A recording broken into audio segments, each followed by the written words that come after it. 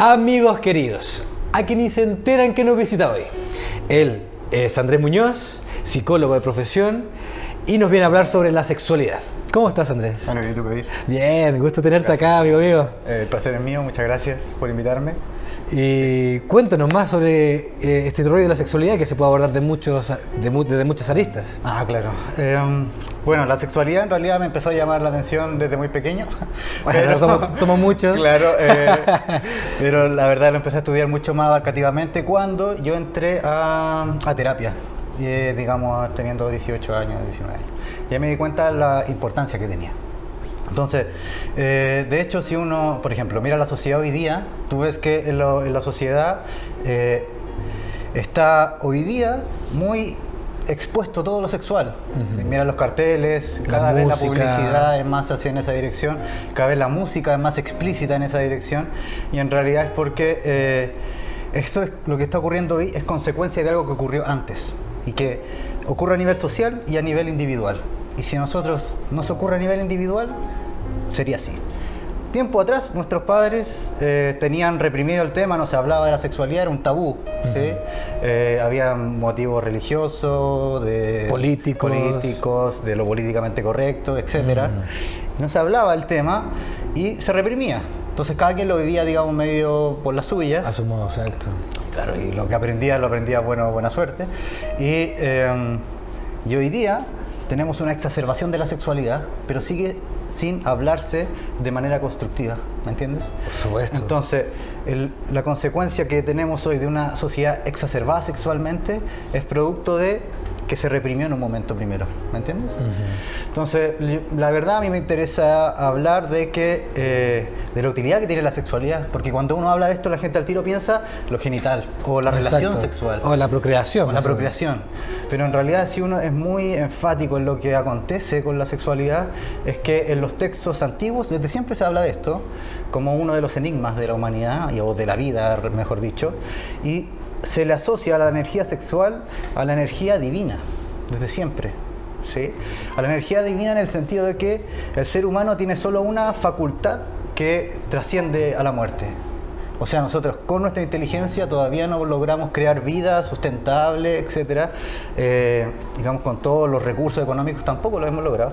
No obstante, con la sexualidad nosotros podemos traer vida, y es la única energía que el humano porta que trasciende la muerte, ¿me entiendes? Wow, que por supuesto, como que una suerte de reencarnas todos tus genes y tu información biológica en un nuevo ser maravilloso, y como decía Zaratustra, claro, te mejoras, ¿no? A través de un hijo. O sea, idealmente, idealmente, claro. Pero digamos, si tú lo haces bien como en tu vida, tus hijos van a tener mucha menos carga. O sea, exacto, no va a tener que cargar con todo lo que tú no hiciste, ¿sí? Porque igual eso está muy estudiado, la consecuencia transgeneracional de alguien como un adulto que no hace lo que tiene que hacer, y los hijos en realidad se les carga más la mata, porque podríamos decir, ¿sí? Entonces, el que la sexualidad tenga una asociación con lo divino, o mejor dicho, con el que nosotros podamos otorgar vida y trascender la muerte, es más allá de la vida física.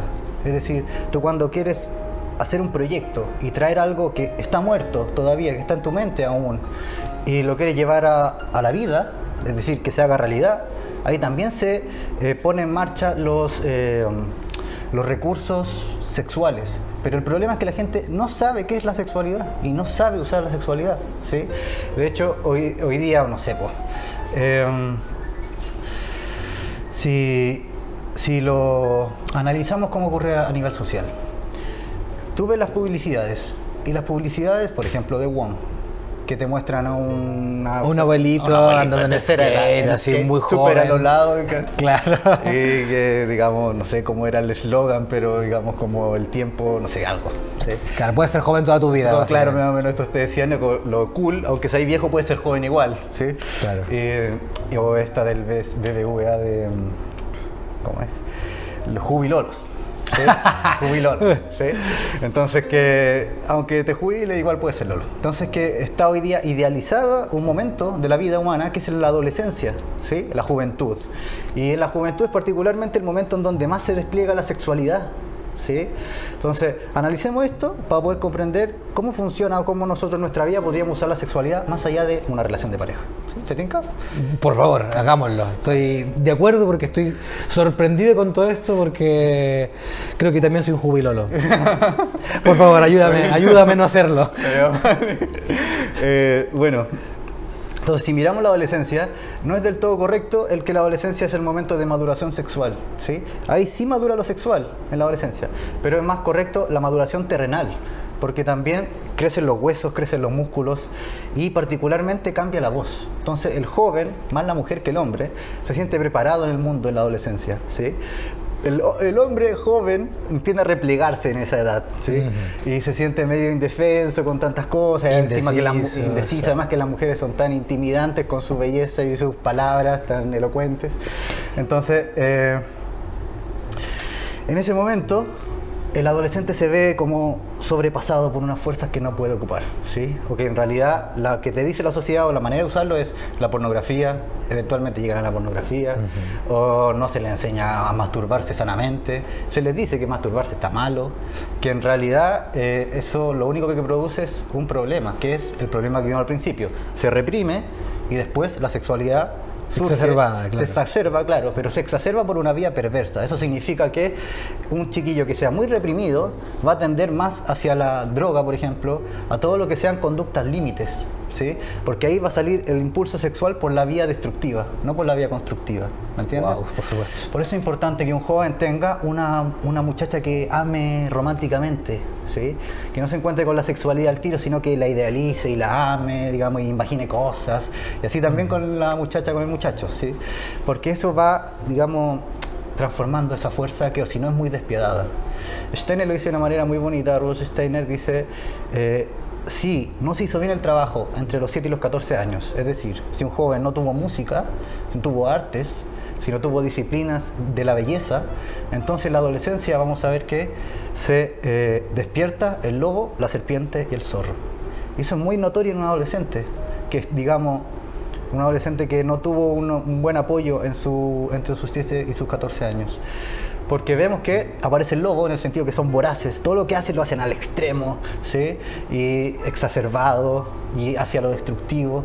El zorro porque se ponen astutos, pero en el sentido tramposos. Exacto, ¿sí? Y la serpiente en el sentido de que se acercan a todo lo que es bajo, ¿no? El alcohol, lo oscuro, ¿sí? Que la adolescencia tiene muchos encuentros, pero la concepción que nosotros tenemos de la adolescencia no es la verdadera adolescencia, no tendría por qué ser así. Es así porque la sociedad no sabe cómo educar en los primeros años que la adolescencia hoy es así. Es que en realidad, si ha tenido un buen apoyo, veríamos que un adolescente es fundamentalmente curioso, construye un montón de cosas, idealmente creativo, idealista. En realidad, eso es lo sano de percibir en ese periodo de vida, que un adolescente quiera cambiar el mundo, aunque le cueste la vida, ¿sí? De hecho, hay un estudio de que el ser humano, el neandertal, cuando fue antes de la glaciación, no sé si estoy bien en ese periodo, pero bueno, por ahí, antes de la glaciación, habían humanos en las cuevas, ¿sí? Entonces fueron los humanos, algunos emigraron, y los de las cuevas murieron porque ahí llegó la glaciación, y los que emigraron sobrevivieron, ¿sí? Y se encontraron que los que quedaron en las cuevas eran solo adultos, y los que emigraron eran adolescentes, ¿sí? O eran jóvenes, porque en realidad en el joven está ese impulso de ir hacia lo desconocido. Pero ¿qué pasa? Como no se le enseña que existe belleza que es desconocida, sino que simplemente es las canciones de reggaetón, por ejemplo, que están tan en lo corporal, tan en el trasero, tan en la cuestión, que el joven va a lo desconocido, ¿qué es eso? Lo desconocido físico, lo desconocido sexual, genital. Pero si se le muestra las artes, por ejemplo, la música, quiere encontrar cosas que son más allá de él, y quiere encontrar qué sentido tiene la música, por qué los colores se combinan así, por qué existe la belleza. Esas preguntas filosóficas producen que sea un adulto luego sano, ¿sí?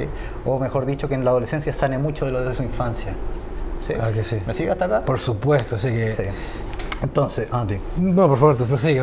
Claro, entonces, bueno, y en el adulto, entonces, nosotros cómo podemos apoyar a un adolescente? Pues, en realidad la pregunta, si uno como padre escucha, bueno, ¿qué le puedo hacer para apoyar a mi cabro? Pues, para que no caiga en la pornografía, en el alcohol, en la cuestión. ¿Sea el mal portado como yo? Claro, que tenga que pasar por lo mismo que pasé yo. Claro que sí. Bueno, en realidad el adulto le corresponde una tarea que es particularmente difícil, porque nadie te la enseña, como decía Oscar Wilde, hay cosas en la vida que nadie te las va a enseñar, pero las tienes que aprender. Es así. O sea, esta es una de las cosas que nadie te la va a enseñar, pero la tienes que aprender. A menos que encuentres a alguien que lo haya hecho antes, ¿sí? Como decía Gurdjieff, solamente alguien que ha salido de la cárcel puede enseñar a otro a salir de su propia cárcel. O sea, en estas cuestiones... Hay que vivir la experiencia para poder... Y alguien que lo ha hecho antes, que te pueda transmitir, porque enseñar tiene tanto mostrar como lo verbal, ¿no? Pero claro, que lo enseña en su vida, que muestra que lo ha logrado.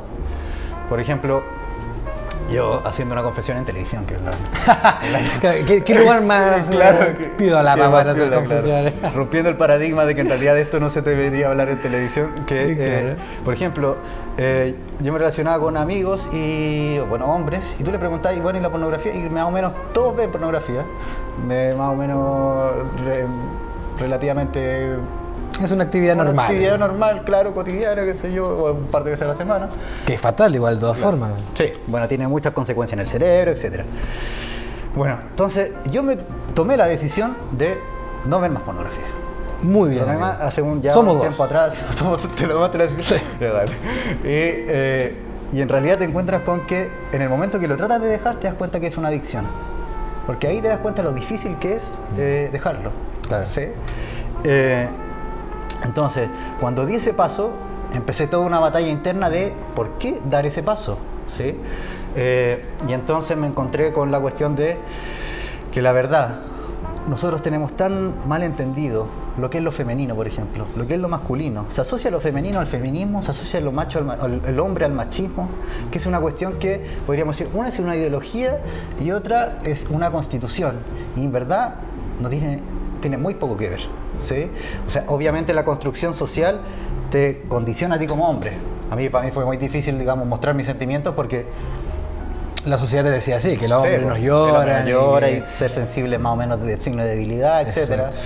Entonces, son cuestiones con las que tú internamente tienes que luchar si quieres transformar algo en ti. Entonces me encontré con la cuestión de que yo tiempo atrás dije, esto que estoy aprendiendo, no solamente libros, sino que además haciéndolo, viviendo mi vida así, lo quiero enseñar. Entonces me encontré con el dilema de siempre. Yo quiero hacer algo, pero la sociedad me dice que no puedo. No puedo porque tengo que trabajar y mi trabajo más o menos tiene que ser aburrido, porque si no aburrido no hay esfuerzo y si no hay esfuerzo no hay dinero. Exacto. Claro, entonces, si no, la pega es pega. La pega es pega y te pega y te duele. Claro. Y si no te duele no ganáis dinero, etc. Y entonces veo esos condicionamientos que son aprendizajes que ocurren en la infancia, que la sociedad te otorga, que por ser hombre tenía ese aprendizaje transmitido ancestralmente, digamos. Son las cuestiones con las que tenemos que luchar para mejorar la vida, ¿sí? Porque, no sé, en la consulta tengo médicos exitosísimos, etcétera, tienen un montón de títulos y su vida es un desastre igual, ¿sí? No porque sean millonarios, no porque tengan los hijos rubiecitos y muy lindos, nada que ver, ¿sí? O sea, claro, todas esas condiciones y convenciones sociales que dicen una buena vida realmente no son lo que te hace feliz realmente. Sí. Y bueno, muchos millonarios también dicen lo mismo, que claro, en realidad la plata sí y el éxito realmente no son el fruto de la felicidad, sino claro, es más complejo aún. O más complejo, claro. O la cuestión de ver las estadísticas de suicidio, que la mayoría de los suicidios son en países desarrollados, que están súper cómodos, países de bienestar que se llaman. Entonces, tú dices, en Chile tiene menos tasa de suicidio que en otros países desarrollados y muy bonitos. Claro que sí. Claro. Bueno, Japón lo sabe muy bien. Bueno, Japón, claro. Entonces, me encontré con ese dilema. El dilema de yo quiero enseñar y quiero que me paguen por enseñar. Pero son cuestiones que a la gente en su vida cotidiana no le interesan, porque cree que lo importante es trabajar más, hacer otro curso porque así tengo otro, digamos, título con el que me gana un poco más de sueldo, etcétera. Cuestiones así. Pero si uno ve la vida de las personas, cambiando tu pensamiento, cambia mucho, ¿sí? Aunque vayas a trabajar al mismo trabajo, con un pensamiento distinto, es muy distinto el trabajo, ¿sí? Uh-huh. Estas cuestiones, entonces lo quiero aterrizar, ¿sí? Entonces me propuse enseñar, y el enseñar me implicaba hablar en público, ¿sí? Cosa como que le pasó a Homero, ¿sí? Hablar en público, yo era muy tímido, tú me conocías cuando era adolescente, era un fracaso de ser humano, y que en realidad era muy tímido. Tú sabes, vas a ver. Claro. Sí, sí, bueno, en realidad me daba miedo hablar con las personas, ¿eso te acuerdas? Sí, por supuesto.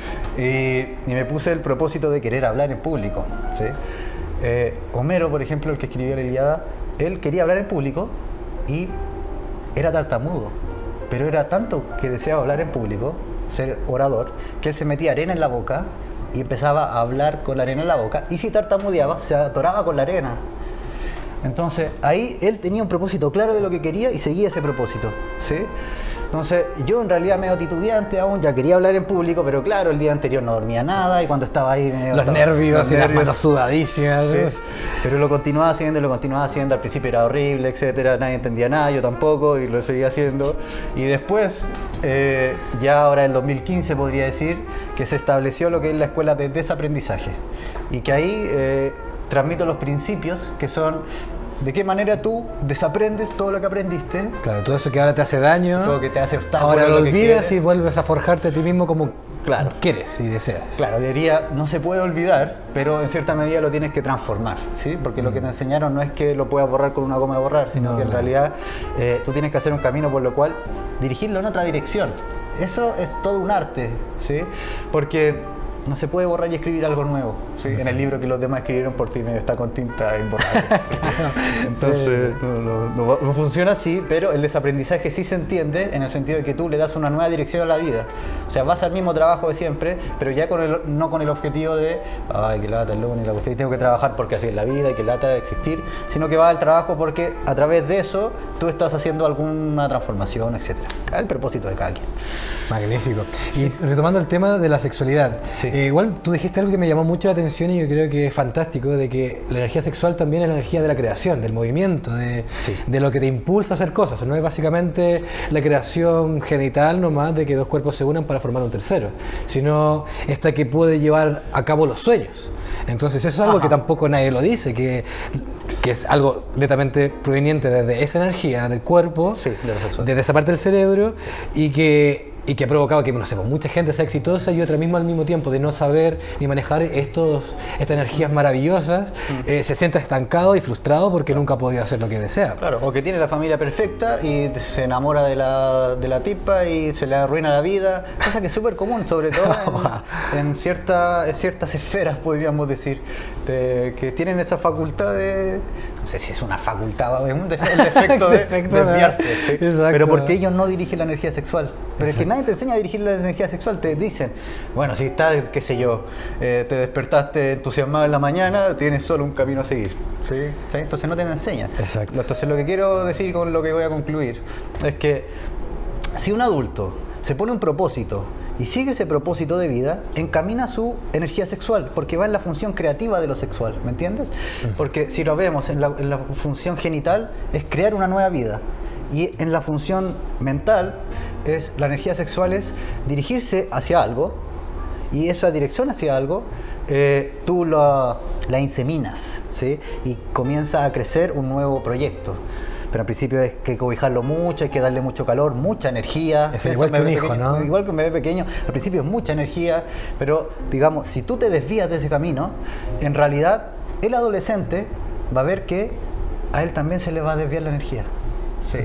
Entonces, el adolescente, para que aprenda a educar esa cuestión de sí mismo,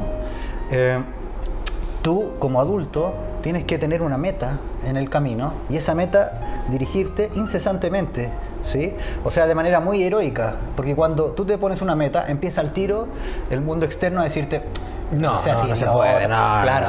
A mí en mi propia familia me decían, pero Andrés, no perdáis el tiempo en eso, en realidad dedícate a tu trabajo, eres buen psicólogo, mejor haces eso. Y después no se puede hacer nada cuando ya está inseminada la idea. Claro, cuando tú ya eres lo suficientemente terco de que esa idea me va a producir a mí maravilla en la vida, luz en la vida, qué sé yo, brillo, y ya no voy a tener esa vida opaca en la cual tanto relincho los dientes. Entonces tú, convencido por eso, y convencido porque tú te venciste a ti mismo de que en realidad eso es lo que tienes que lograr, ¿sí? Entonces tú, convencido con eso, armas un proyecto, ¿sí? Ahora, eso al adolescente es oro, porque el adolescente tiene a alguien a quien mirar y alguien a quien admirar, y lo que mira y admira un adolescente es una cuestión que una requiere... cosa. Es una cuestión. Y que que es un diamante, un ¿no? diamante en la vida que te queda para siempre. Y que es Exacto. una cosa, que es que esa persona sea verdadera. Que sea verdadera, ¿sí? Aunque todo alrededor le dicen, no lo vas a poder lograr, y digamos está empecinado en lograrlo, y se cae, y se para, y se cae, y se para, en realidad él ve que esa fuerza humana es verdadera. Entonces va a Es haber noble. verdad en ese humano, ¿me entiendes? Y ese humano él lo va a seguir consciente o inconscientemente, ¿sí? Entonces, bueno, esto es lo que quería mostrarles de la sexualidad y decirles que si en realidad les interesa abordar más, porque esto es una pincelada de una pincelada, por tú lo supuesto. sabes. Sí, Es simplemente claro. una puntita de de un la- continente entero, Claro. casi, ¿no? Sí, porque en realidad quedan muchas preguntas de qué es un hombre, qué es una mujer, digamos. Pero esperemos ya tenerte próximamente en Sí, los capítulos para abordar otros temas Sí. similares. Sí, me gustaría invitarlo a la Escuela de Aprendizaje, todo aquel que quiera participar. Boom. Acá abajo van a estar todos los datos para que puedan ahí acceder a esta escuela de aprendizaje que son fantásticas. Yo he ido a varias y me encantan. Así que muchas gracias, Andrés, Muchas por estar gracias, aquí con nosotros y compartirnos esta belleza de conocimiento para enriquecernos la vida y ser más felices todos. Porque hay para todos. Amigos, gracias por invitarme. aquí nosotros nos quedamos, aún nos queda un bloque, así que no se pierdan de la señal de Sexta Visión. Esto es Nada que Perder. Andrés Muñoz, Cabirán Can. Nos veríamos.